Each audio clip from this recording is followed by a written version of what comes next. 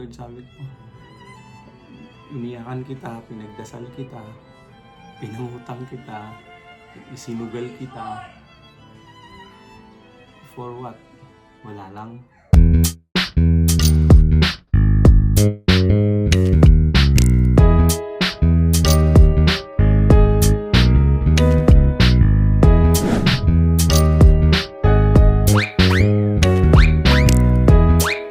Time check. 6:05 ng gabi. Pero napakatindi pa rin ang araw. Bisitahin yung halaman. Oh, medyo nag-dry out na yung halaman ko. Okay, diligan natin. Diligan ko muna yung mga halaman bago kami magkahiwa-hiwalay. Medyo natuyo.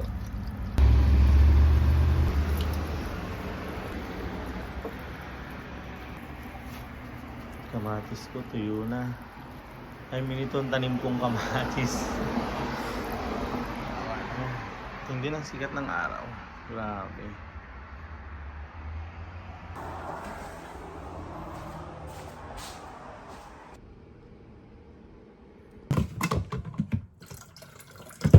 Grabe ka, Canada.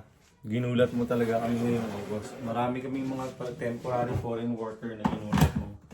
Siyempre, hindi namin ini-expect na ganun kabilis sa mga pagbabago dito sa Canada. Although alam na namin na pabago-bago talaga ang batas dito sa Canada. Pero siyempre, hindi ko ini-expect na ganun kabilis. Kasi ganun kabilis. Alam nyo ba sa panahon ngayon, napakahirap mo nang ipaglaban, Canada. So, pag-usapan natin ay...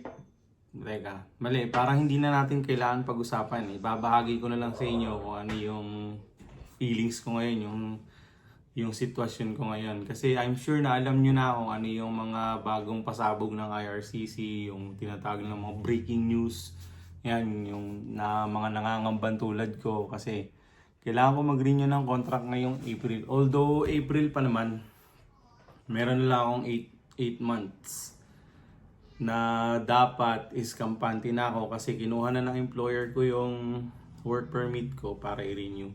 Pero bigla ngang naglabas ng bagong announcement ng IRCC na nung una akala ko sa Montreal lang kaya okay lang. Although aware naman ako na pabago-bago talaga ng rules dito sa Canada pero hindi ko in-expect na ganun kabilis kasi almost araw lang eh. So nag-announce sila sa Montreal na yung lahat ng low wage hindi na makakakuha ng LMIA or yung Labor Market Impact Assessment. Tama. Tapos hindi na sila makakapag-renew, automatic mare-reject yun kapag low wage earner ka. So Montreal yon, nasa Alberta, Edmonton ako. So medyo kampante kasi nga akala ko hindi pa kagad. Akala ko magkakaroon pa ng chance na may submit muna yung renewal ko bago sila mag-announce na hanggang dito sa Edmonton, which is mali. Hindi pala. We're making changes today to the temporary foreign worker program, and with the changes that we already started in March that took place in May, we will have with today's changes about 65,000 fewer people participating in the temporary foreign worker program. Marami na talaga kasing naging population yung Canada since nagsimula yung pandemic. So maapektuhan yung mga international student, yung mga nagrarally. Actually, nag-trigger din siguro yung government kasi nga mga nagrarally na sila. That right now there are a lot of worried and frustrated foreign workers here on the island. Mga nasa kalsada, nasa mga public places, mga estudyante na good to work, good to stay. Many from India have rallied in cities such as Ontario, Manitoba, Prince Edward Island, and British Columbia. Protesters are demanding an extension of work permits, clear and consistent pathways to permanent residency, and an increase in slots for the provincial nominee program. So, the next days, 2 days, nag-announce na sila na sa lahat ng mga merong unemployment rate na 6% pataas is maapektuhan na ng low wage stream na yon, na hindi na marirenew yung contract or hindi na mabibigyan ng LMIA, hindi na makakapag-process ng LMIA kapag nandun sila sa mga lugar na may 6% unemployment rate pataas. And unfortunately, ang Edmonton is 7.1 yata.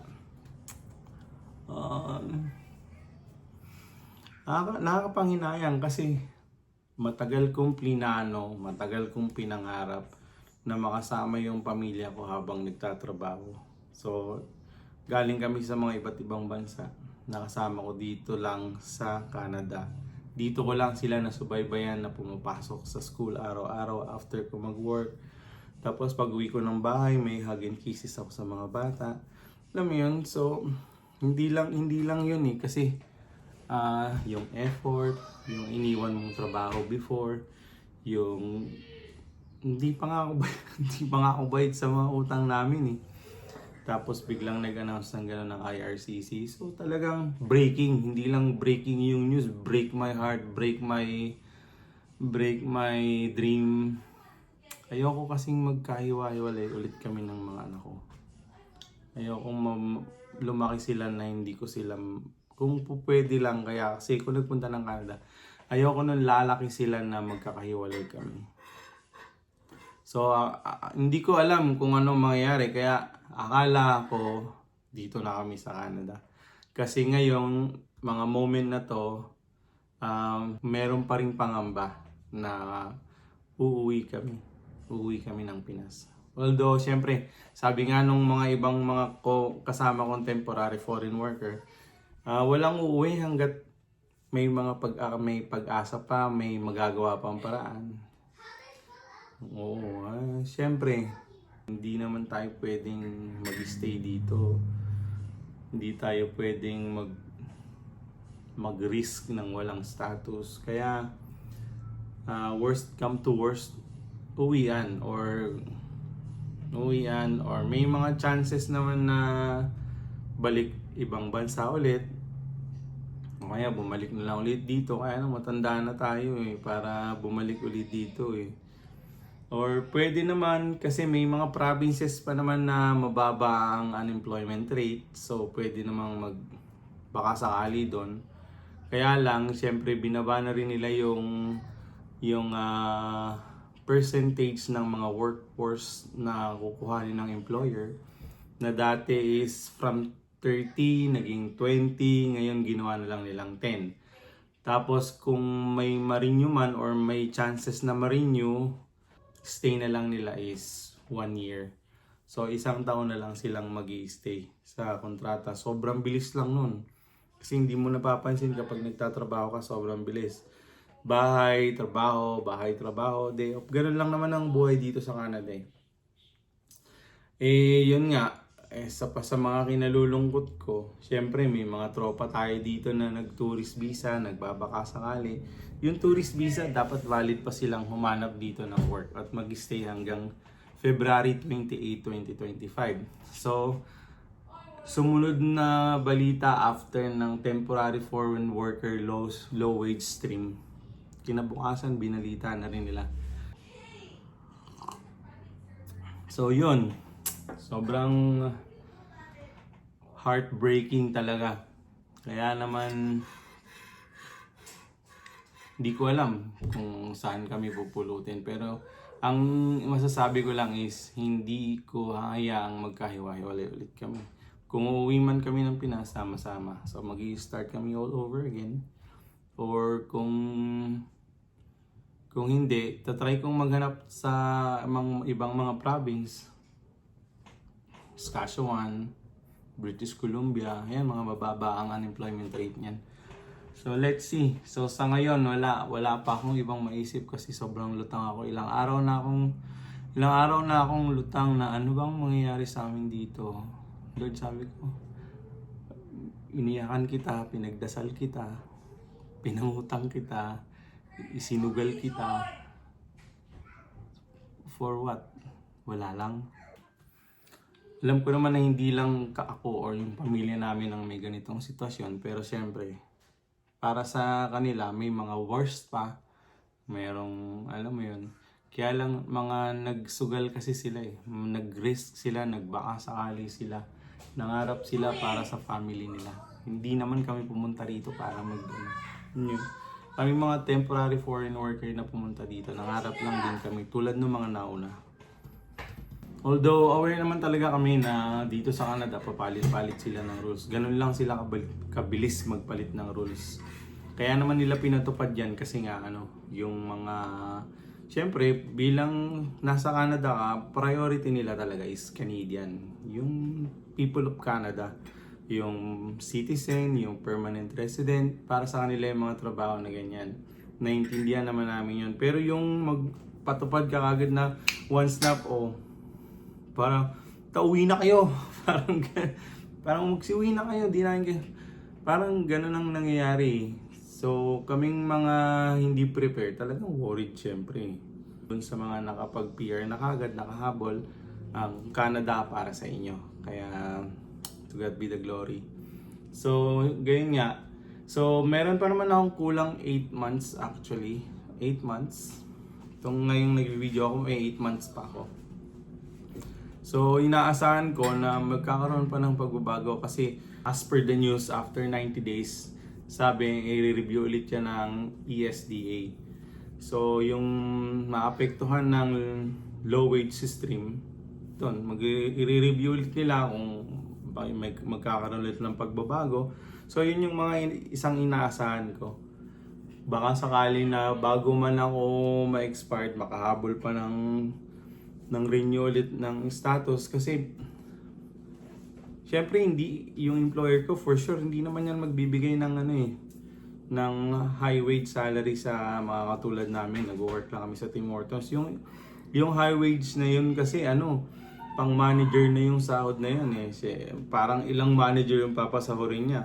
Kung iisipin mo, di i-hire na lang yun ng employer sa mga PR dito na ganong rate, province rate. Pero yung store manager ko naman, lagi niyang sinasabi sa akin na huwag kang lutang kuya kasi magbabago pa yan. Mahaba pa naman yung panahon mo eh. Pero para sa akin kasi every second count na eh. Every day counts na eh. Hindi ako pwedeng basta hindi ako pwede basta magpabaya. Kaya dapat talaga kapag ka magka-Canada ka, huwag lang plan B, plan C, plan B versus zombie na rin gawin mo. Kasi talagang maraming pagbabago. And abangan nyo dahil meron pang sinabi yan sa news na magkakaroon ulit sila ng bagong announcement na maapektuhan naman yung mga permanent resident. Which is too bad kasi sila mga nakapag-build na talaga sila ng nila dito, ng family nila, so wag naman sana. Kaya ngayon sa panahon ngayon, pray lang. Let's ask for the sign kung ano ba yung parang maging sign na maging step mo next, ganon. Kasi ganon din yung ginawa ko habang nag-a-apply ako papunta dito sa Canada. Hinihiling ko lagi na bigyan mo ako ng sign, kahit idaan mo lang sa panaginip, which is nangyari naman. Talagang dinidinig ng Diyos yung mga bulong ng merong magandang purpose para sa pamilya. Kaya yun din yung isang pinangahawakan ko ngayon. Kung ano lang yung ibigay niya sa amin. Basta hindi kami maghihiwalay, hindi kami pwedeng broken ulit. Kasi ang nangyari dati, nasa Macau ako, nasa Thailand asawa ko, nasa Pilipinas yung mga anak ko. So, di ba, magkakalayo.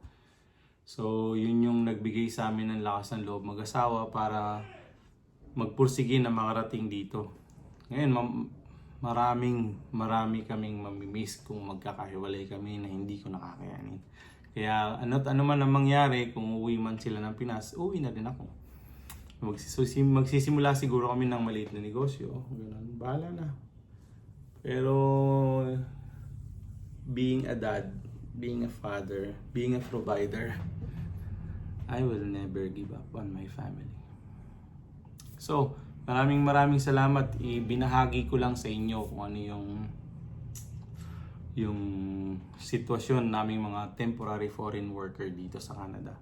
So kayong mga nagpaplano na mag-tourist, lalo na yung mga nakapag-book na, yung nakapag-ipon na, nakapag-resign na ready to go na dito sa Canada, wag na po. Kasi hindi na po sila magbibigay ng work permit from visitors. Basta mahirap. So laban lang kung laban, stay kung stay. Pero kung wala. Ayan, kasi alam nyo bang araw-araw na iniisip ko kung ano yung magiging future ng mga anak ko dito. Araw-araw iniisip ko kung ano bang kukuhaning course ng mga anak ko. Ngayon tulad yan, nag-enroll na sila sa school, pumasok na sila, tapos hanggang kailan. So kung mag-a-adjust ulit, hanapan ulit ng makikisama ulit sa school. Although bata pa naman sila, kaya lang basta puro basta. Kasi lutang, di ko talaga alam. Iniisip ko yung mga inutang namin, hindi pa tapos bayaran, yung uuwian namin. Although nakausap ko na yung nanay ko, sabi ko, worst come to worst, uwi na lang muna kami kasi ganito yung sitwasyon ngayon, mahirap. Kaya sabi niya, umuwi na kayo, baka hinihintay ka na ng mga roller at saka ng mga baking equipment mo dito. So let's see kung ano yung plan ni Lord, kasi dito yung misis ko ganun ang ginagawa namin. And yun, ganun talaga kahirap. Ang hirap mong ipaglaban Canada. Talagang surviving lang. Yung misis ko, kampante nga kasi binigay sa atin to ni Lord. Hindi niya tayo pababayaan. Parang gusto niya sabihin na don't worry. Kasi nga, everything happened for a reason. Kaya lang, being a father, hindi ko kaya na magsawalang bahala lang. Kasi ayoko na mauwi na naman kami sa mga magkakaiwalay. Alam niyo yun? So, tapusin ko na talaga dito. Sa lahat ng mga nanonood, sa lahat ng mga bagong subscriber, at saka yung mga nagtatanong sa akin tungkol sa trabaho sa Tim Hortons, medyo nag-i-inactive po ako ngayon kasi lutang si Mang Jose sa Canada. Kaya sorry kung hindi ko agad kayo nare-replyan. Pero one of these days, I'll do my best. Pasensya na. So, maraming salamat sa mga bagong subscriber. Sa mga patuloy na nanonood, maraming salamat sa inyo. Yung may mga trabaho dyan sa Saskatchewan, nag-handle po ako ng restaurant over the last 12 years sa Dubai, sa Middle East. Naging supervisor po ako ng Starbucks. Nag-run po ako ng isang restaurant Arabic sa Dubai. Hanapin nyo, makikita nyo naman yung mga mukha ko dyan sa Shake Shack, sa Blacktop, social media, sa Facebook or sa Google. Hanapin nyo lang yung mga word na Shake Shack. Tapos makikita nyo, scroll lang kayo, makikita yung picture ko doon. Hanapin nyo yung Blacktop Restaurant Dubai. First Blacktop Restaurant Dubai, makikita nyo mukha ko doon. So sana matulungan nyo kaming lahat ng mga temporary foreign worker dito na huwag kagad mapauwi. Siyempre may pamilya rin kami. Yung mga siyempre, yung mga meron lang maitutulong na site, okay na yun. Sa mga website, HR, yun, pasend na lang po sa comment down below. I'm willing to send my resume attached with my certificates, my credentials, first aider certified, multiple award supervisors, certified barista, Starbucks. Marunong ako maggupit, marunong ako joke lang. Yun lang. So maraming salamat po. Please like, follow, and share para na rin sa ibang mga nangangambang tulad ko. Huwag tayong mawala ng pag-asa hanggat meron tayong nalalabing panahon na mag-stay dito sa Canada. maghanap tayo ng bagong opportunity. Mag-send lang tayo ng mag-send. Baka sakaling may kumatok pagkatapos nating magpadala sa kanila ng mga resume natin. So, lalo na sa may mga pamilya, Canada, ang dami mong naibigay sa akin. So, yun nga, paalam na po sa inyong lahat. Hanggang sa susunod na mga update kung anong mangyayari sa amin dito sa Canada. Subaybayan nyo. Sana hanggang sa dulo, kung saan man kami makarating, mapanood nyo. Thank you guys. Keep safe. God bless.